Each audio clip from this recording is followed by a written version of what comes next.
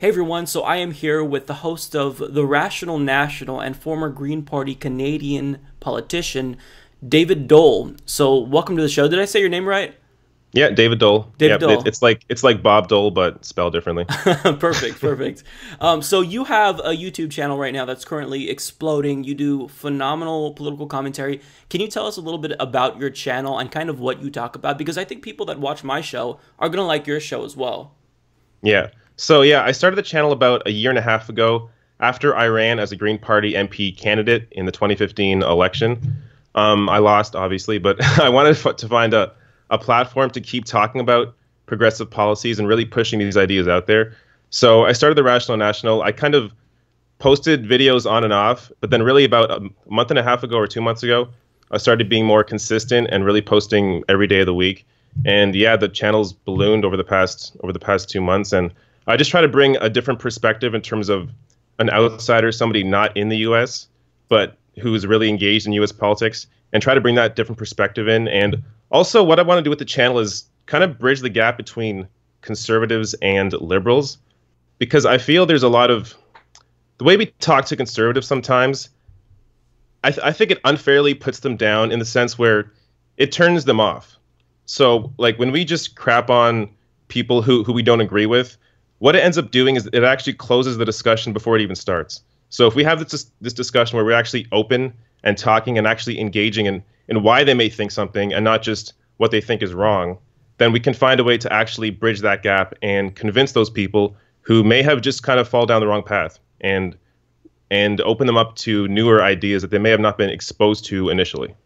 That's great. Yeah, I think that's a great idea. And you find a way to offer progressive commentary while not shitting on, conservatives with it, which is actually a difficult thing to do because, on my show, I tend to get emotional sometimes and I'll just, blurt out names sometimes, which isn't very helpful. So I think that what you're doing is actually pretty helpful. And your commentary is spot on. But I wanted to get your opinion because you are a Canadian. So you comment on, American politics and whatnot. So once and for all, will you just, for all of my socialist and communist viewers, tell them how shitty your healthcare system is in Canada? Because they just think that single payer is, the end all be all. What's it like in Canada for you? This is the funny thing about healthcare here that I find so different compared to Americans. I don't think about our healthcare system. So Americans, because they have to get health insurance, because they have to, really think about and compare their options and look at the different insurance companies and what they're being offered. I don't think about it. Like when I go to the doctor, I get my health card, which we all have a health card if you're a citizen. All you need is your health card. You go to the doctor, you give them your health card. They're like, cool. You wait for a few minutes and you go see your doctor. And that's pretty much it. And even if you don't have a family doctor, there's medical clinics. You can just walk in anywhere. They're all around. You just walk in, show them your health card. That's it. You walk out. No discussion. Like it's so simple that I find that Americans have this issue where they're in this bubble that all they've known is this private insurance system. And when you grow up in that system, to you it's normal. But with all these other nations, you notice when they adopt universal healthcare, public funded healthcare, they don't go back to private insurance companies. I mean, there may be the private public option, but they all have a public healthcare system in place. And it's so weird that the discussion doesn't immediately go to, hey, we need Medicare for all. We need single payer, because look at all these other countries where it's working.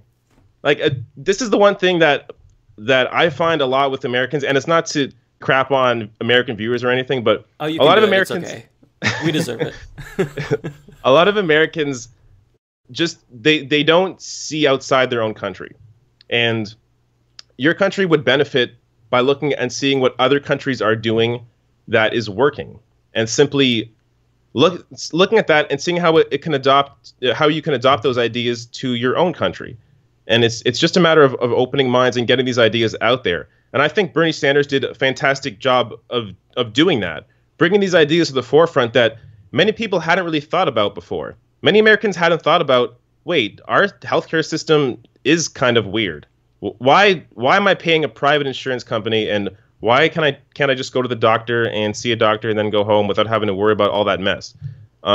So it's good that these ideas are now actually starting to get out there. And I think the more people hear about them, the more it's convincing that is the way to go. And it's just really just a matter of time, I think, before Americans do get Medicare for all. It's just a matter of having a government that will actually enact it. Right. Now, you follow American politics a lot, so you know that, currently, and you talk about the same thing in terms of Democrats, how the Democratic Party, we're critical of them because they're resistant to change. They're supposed to be the main opposition to Republicans.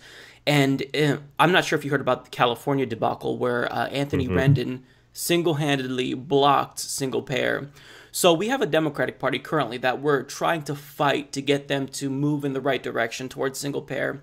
And in your country, so you noticed, you talked about on one of your videos how NDP, that party is basically realizing that there is a progressive wave and they're kind of changing, unlike the Democratic Party. So can you talk about that? Yeah. So the NDP have always supposed to have been the progressive party. In the last several years, they kind of lost their way in terms of, at least in terms of the way they messaged their messaging when they ran for seats. But what we've noticed now is, so our Liberal Party, like Justin Trudeau, he's, for some reason, the media, they love him. They talk about him all the time, but they don't. Justin Trudeau, he's a neoliberal. He's a centrist. He's essentially a good comparison is Barack Obama. Mm-hmm. So Trudeau ran a progressive message, but he's in office and he's essentially running a neoliberal government. Now, what the NDP have noticed is they've now seen this rise of Bernie Sanders and of Jeremy Corbyn. And they're like, hey, look at all this energy behind an actual, real, bold, progressive message. Now, if we adopt that to Canada, where there's that fervor as well for a real progressive message, then we may actually win back some seats and gain some power. So right now there's an NDP leadership race going on, and I believe in November they end up picking the leader. So there's 5 candidates, and they're all kind of saying the same message. They're all saying we need to go in a more progressive, more bolder progressive vision and not be afraid of it. Don't be afraid to adopt these policies. Don't be afraid to say that corporations should be taxed more and the rich should be taxed more. And don't be afraid to say we need to be more environmentally friendly and more aware of what these pipelines are doing to our world. So they're really learning now from what's gone on around the world and seeing that a populist message works. And I think it's really going to help them. And look, this is coming from a Green Party guy, a guy that ran against the NDP, the Liberals, everybody else. So I think what NDP doing are smart, and in some ways it'll cut into our base, because if the NDP adopt a real progressive message, then people are going to see that, hey, I could vote for Green Party and grow the Green Party, or I could vote for NDP, who actually have a little more power than the Green Party, and get these policies adopted sooner rather than later. So what NDP are doing right now I think it's brilliant. And what you're saying is, I think it's relevant to America as well, because what you said about, them cutting into the Green Party's base, that's what the Democrats can do here. And I know that there are differences. I mean, you're in a parliamentary, we're in a presidential system, but we're still majoritarian in that these third parties, they still influence the bigger parties in terms of taking that base away. So yeah. I've argued the same thing, basically, that if Democrats are able to move back to the left, they can cut into the green, and they don't have to worry about a third-party spoiler. Like, I'm sure you've heard about the talk about how Jill Stein is to blame for Hillary Clinton losing and whatnot. Yeah. And Reid, who we both really love and admire a lot, talks about this all the time. So it's just moving back to the left is the way that the Democratic Party can win again. And I think that this is what progressives are basically saying and trying to get them to do.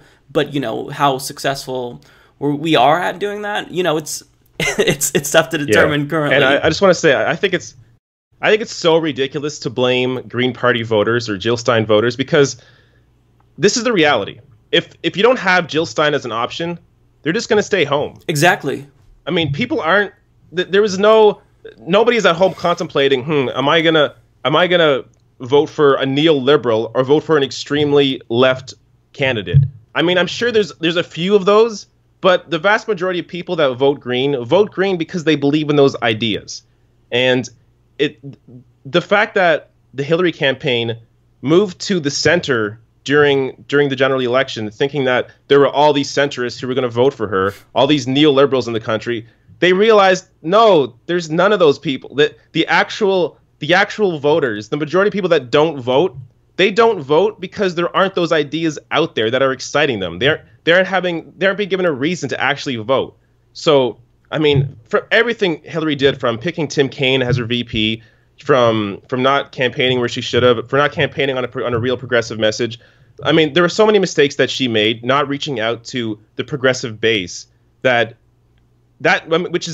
what cost her the election. And I mean, obviously there are all different other factors. You can blame a million other things, but I think the main reason that Hillary lost is because she tried to go after Republican and centrist voters and realized those people aren't really there. Yeah, exactly.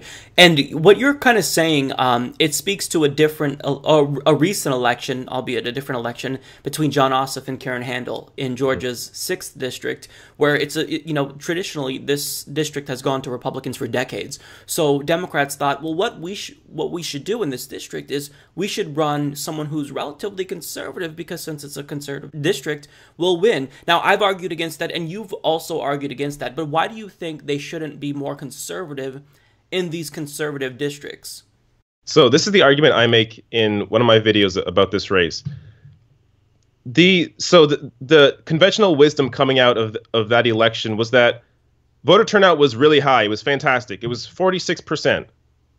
46%? Like, you're supposed to be impressed by 46%. 54% of people didn't vote. Why didn't they vote? Because they didn't have an option that they wanted to vote for. They didn't see ideas out there that they wanted to vote for. So the conventional wisdom is you have all these very conservative areas that would never vote for a liberal. I see comments on my videos all the time on people like Nina Turner saying, I'm a conservative, but I would vote for this woman because I believe in the message that she's delivering. They don't care what your label is. And really, the only actual detriment to John Ossoff in terms of the label of Democrat is being attached to someone like Nancy Pelosi, someone who voters realize they don't like Nancy Pelosi. They don't like that establishment view of the Democratic Party. They don't want to support that. So if John Ossoff is being sold as someone who's attached to Nancy Pelosi, then he's status quo. He's a moderate. He's a centrist, and I don't want to vote for that. So these candidates actually have to reach out to this progressive base, these people that don't normally vote, and give them an actual reason to vote with a real bold message. And I think part of it too is people have to believe in that message. And part of believing in that message is having a campaign that isn't run on corporate money. And I think that's what a lot of great that's what Justice Democrats, for example, are trying to do, trying to run candidates who aren't taking corporate money, who aren't taking PAC money. And I think that would go a long way into improving these candidates' chances of actually winning these elections. So I'm hoping to see Justice Democrats and other similar groups come out and show a real improvement in 2018 and show that these candidates running on a bold progressive message and not taking PAC money can actually win these elections. Right. That's what I'm hoping for as well. Now, the thing about, you mentioned about how they tied John Ossoff to Nancy Pelosi. What they don't realize is that doesn't just hurt, the candidate when it comes to the Republican voters. That hurts them among Democratic voters as well, because I don't like Nancy Pelosi. I'm progressive. Exactly. She's status quo. She doesn't want to go in the direction of single payer. So it's frustrating, being in America. And it seems simple. The solution is simple, but they're not listening, and they don't want to listen. So it's frustrating. And then you have people on the mainstream media reinforcing everything that they're doing wrongly. I mean, someone like Joyanne Reid, for example, which I wanted to have you kind of comment on Joyanne Reid, because you and I have some strong thoughts on Joyanne Reid and her corporatism and just, being a propagandist for the Democratic Party. So you have some epic rants on Joyanne Reid. I'm going to encourage all my viewers to go to your channel and watch those rants, because that's basically what sold me on your channel. Just fantastic Joyanne Reid rants. So do you have any comments on Joyanne Reid? And, what she's doing is actually harmful in terms of getting the Democratic Party to change, but she's kind of telling them, you're doing everything right, so don't change a thing. Yeah, so this is why I go after someone like Joyanne Reid, because she has real pull. there are people that watch MSNBC who think Joanne Reid is a progressive, and they think that what she's saying is based on facts and makes sense. But Joanne Reid is, the reason she angers me so much is because she comes off as somebody who actually has this deep hate for Bernie Sanders. And I don't understand why. I mean, you can have criticisms about, Chris Hayes or Rachel Maddow or whoever else is on MSNBC, but they don't actively hate on progressive politicians. They don't actively hate on Bernie Sanders. Joy Reid actively hates Bernie Sanders, and it drives me nuts. So yeah, I have one rant on there. It was just supposed to be meant for my patrons, but then after I shot it, I realized this is actually a good video, so I put it on YouTube. But yeah, she has these moments where, I mean, so after the Ossoff loss, all she's doing is defending the Democrats, defending why they lost. But when you had the more progressive candidate, and I believe it was Montana who lost, all she did was she all of a sudden turned into this person saying, "Oh, this proves that a progressive message can't work because this one guy who was attached to Bernie Sanders ran this one progressive race and lost." Meanwhile, the Democrats have lost 1,000 seats since 2009. Yeah. So this is, I mean, the comparison is nuts. You can't just have one loss in a progressive race and say that the progressive message is dead. You can't run this way. You need to actually push this, and it needs to be supported by the Democratic Party, because if it's just these individuals trying to get up there and trying to get their voice out, but they don't have the actual money and the support behind them to actually push that message out there, then you're pushing them out there without a real support and base to be able to actually succeed. So until there's a real support base for these progressive candidates, then there won't be a real test to see if they can actually win. And people like Joanne Reid continue pushing this conventional wisdom and masking it as progressivism when it's not. And my hope is that people will, search up Joanne Reid or search up MSNBC and come across our videos and see, oh wait, they actually make good points. Joanne Reid is not telling me the truth. And maybe it'll change their mind on how they feel about MSNBC or about certain people on those networks. Right. And, the thing that bothers me about, Joanne Reid basically doing apologetics for the neoliberals who lose and, blaming progressives for being progressive when they lose is that when you look at, or when you compare Rob Quist and James Thompson to John Ossoff, for example, I mean, the Democratic Party, the National Party basically surrendered those races. The DNC and the DCCC, they largely ignored them. James Thompson certainly until the last day, basically. So yeah. you can't really, unless the National Party invests in progressives, they're still handicapped because they don't have that the funding from the National Party, and they're taking no corporate money, so they're handicapped. They're at a disadvantage. So I don't think you can even compare John Ossoff to Rob Quist. So it is frustrating, when she goes out there and says, "Well, it's because of the progressive message." That's a really intellectually lazy argument to make. I mean, you have to be nuanced there. You have to understand the differences. So yeah. And she also made the argument that because the state was white, that it was the best chance for Bernie Sanders to win. She keeps attaching Bernie Sanders to white people. Bernie Sanders has a working class message, a message really for everyone. It's not about white people. I don't know why Joy keeps thinking that white people are Bernie's most biggest supporters. When you look at polling, African Americans are his highest support base. Because, I mean, using your brain, you could just know liberals tend to be African Americans tend to be more liberal than white people. So when you have the idea that Bernie or a Bernie type candidate has the best chance in a whiter state is just insane. I mean, you have to go watch my video, but I break down her arguments for why she thought Montana was the perfect state for a Bernie candidate to win and ended up losing. But anyways, I could go on and on about Joanne Reid. She is just she's got a screw loose or something. I can't explain her anger towards Bernie Sanders, especially when you go back and you see a tweet of hers from, I believe it was 2010, and she was praising him. Yeah. So what happened between then and now? It's really interesting. That's the question that I'm asking about a bunch of people who I previously looked up to. I mean, Bill Maher, for example, is someone who was a comedian who I respected, and I watched his show every single week because I thought that his analyses, even though I didn't agree with them 100% of the time, he had some good things to say that was actually different. I mean, he wasn't pushing Democratic Party orthodoxy, but once Hillary Clinton becomes the Democratic Party nominee, all of a sudden, he's Team Democrat, rah-rah. He has zero criticism for them, and when he does criticize them after they've fucked up and lost 1,000 seats, it's a really tepid criticism, so there's so many people that I used to look up to that I no longer do. And I think this is why independent media shows like yours, like mine, they've just exploded over the course of the last year or so because, this mainstream, it's almost like a cult where you have to be part of the cool kids club, the Democratic Party. And we're not, we're not there anymore, especially millennials. Like we're not on board with neoliberalism and corporatism. And it's time that everyone in the mainstream media wake the fuck up before people like us overtake them.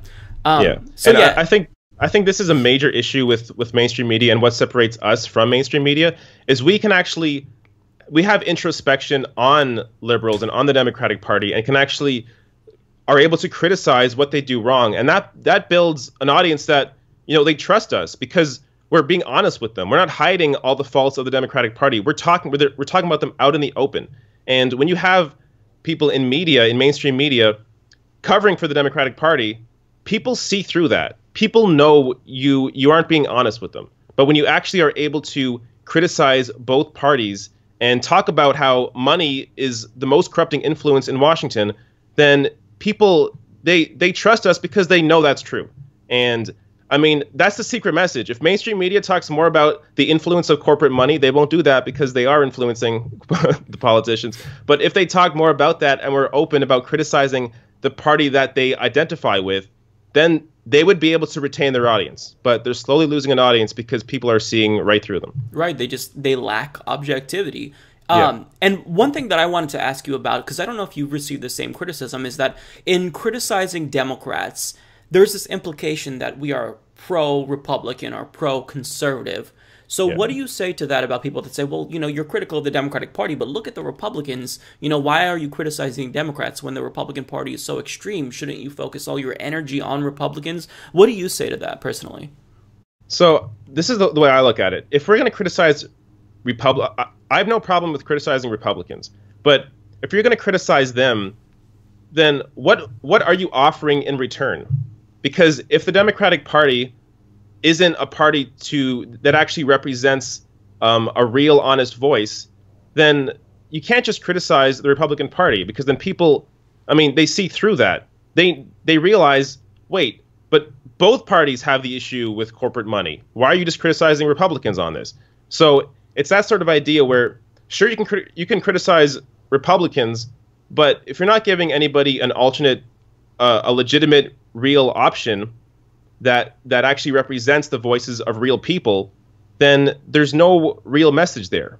And you have to be able to criticize both sides, because we want to make the Democratic Party better. That's why I talk about the Democratic Party. That's why I criticize them, because I want them to improve. I want people, Democratic voters and liberals, to push the party in the right direction so that they can actually win seats back and push a real message that represents real people and not just the rich and corporations. So I think it's important to have that objectivity to really improve the party that is supposed to be the progressive party, or supposed to be the liberal party.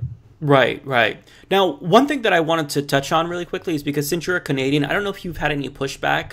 Whenever I talk about, UK politics or some other country, I get pushback saying, well, you're an American, you shouldn't be talking about this. I don't know if you receive the same pushback with respect to America, but I actually think that your voice is really important, because that outsider perspective it's great, because it prevents us from remaining in an echo chamber and just hearing, our own voices. So I do think that your voice is it's necessary. I forgot the point that I was going to make with respect to it was about how people react to me being Canadian and talking about American politics.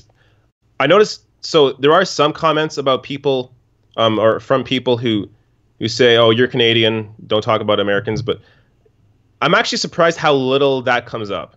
And I read the majority of the comments that appear in my channel. I'm luckily that channel is young enough that I can, but there isn't a lot of that. So I think as long as people know you're being honest with them and you're not trying to hide who you are, and you're honest with your message and what you believe in, then people are open to taking criticism no matter where it comes from, as long as it's based in honesty and based in fact. And one thing that I wanted to emphasize is that as a Canadian, you do have a stake in American politics, and I think that a lot of people out that are outside the U.S., they have a stake in it, because you made a point in one of your videos that I thought was fantastic, was you talked about how the United States influences the policies of all other countries, basically, and they influence Canada as well. So did you want to talk about how that's the case in terms of any specific policies, if you had any?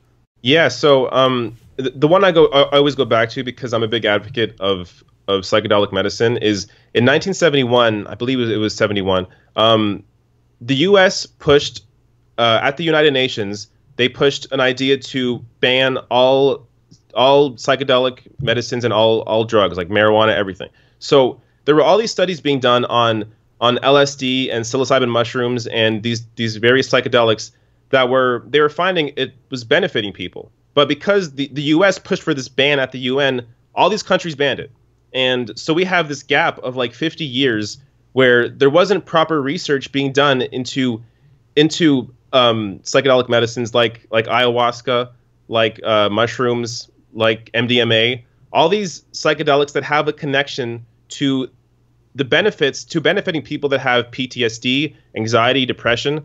I have a personal experience with ayahuasca. So I went to Peru a couple of years ago. I did ayahuasca, and it helped me immensely with depression. And the idea that the U.S. can push these ideas at the UN and all these other countries adopt it, it's proof that the U.S. has a massive impact on the world. And that's why, I mean, I do have a personal connection to the U.S.'s impact on policy around the world. And we notice that. And I mean, there's a reason why the U.S. is a superpower. It's not just Americans that think that. We all around the world, we all realize the U.S. has a very integral role in the world. So whatever the U.S. pushes, whether it's in terms of war or certain policies, it does affect the rest of the world because there's a major impact in what you do on us. Right. And one other issue that I notice is I talk about net neutrality pretty frequently on my channel, and I'll see comments from international viewers saying, please don't do this, America, because then my country's going to want to do it. I think it was a UK viewer that actually said that. I'm not sure, though. But, I constantly see this feedback from international viewers saying, great, now my country's going to do this after the United States implements this specific policy. So, yeah, I think that people do have a stake. And furthermore, I mean, we're neighbors, so I think that you should be able to criticize on it. And like I said, the outsider perspective, I think, is not just something that's appreciated, but I think it's necessary. Because people like you can say, hey, single payer, it's pretty good, actually. It's not as horrible as they like to fearmonger about. Yeah. I think that that's really, really important. So I want to make one last pitch to my viewers to go and check out your channel because it's great. So I've been told that my channel, The Humanist Report, is the gay version of Secular Talk. I'm dubbing the Rational National, the Canadian version of The Humanist Report. So we all kind of play off each other in different ways. So do you want to make one last pitch, or to just kind of go over some topics that you typically talk about on your channel? Because again, I really think that if you watch The Humanist Report, there's a lot of topics that overlap, and we cover the same thing, and I think that for the most part we agree on a lot. I don't know if we agree on everything because I haven't heard your opinion on everything, but I mean you offer a great perspective. So I mean, do you just want to give one last pitch before we go? Yeah, sure. Yeah, if you're looking for an outsider perspective, a progressive perspective, a perspective of someone that wants to bridge the gap between conservatives and liberals, then check out my channel. YouTube.com/TheRationalNational. On Twitter, I'm at David Doel, Doel. And just check it out, see if you like it, and throw me a comment. Let me know what you think. All right, perfect. And one last thing I'll ask you is, there is a neoliberal troll on, well, actually, I don't know if it's a troll, on Twitter who made this gigantic graphic. I'll put it up on the screen. Had a bunch of people's faces saying, these people, these are progressives that should be in prison for what they did. I saw that, yeah. I was excluded. You were excluded. I don't know how pissed you were, but I was pretty offended that I also am not a thug that deserves to be in prison.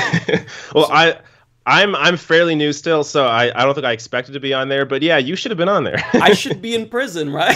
You should be in prison. You should go to jail for pushing a loving progressive message out there. Thank you. I was pissed off. It's just one of those things where, man, I thought I was a thug that deserved prison time, but apparently not. Maybe next time you will. Maybe next time. We'll see. I did tweet to that person and tell them to exclude me, or to include me, excuse me, and not to exclude me. So we'll see if that works. And hopefully you could get on the list as well, because I feel like I'm looking forward to it. Yeah, all my friends are on there. What the hell, man? Yeah. All right, David. Well, thanks so much for coming on the show. All right. Thanks for having me on. Support this podcast by joining the independent progressive media revolution today at humanistreport.com.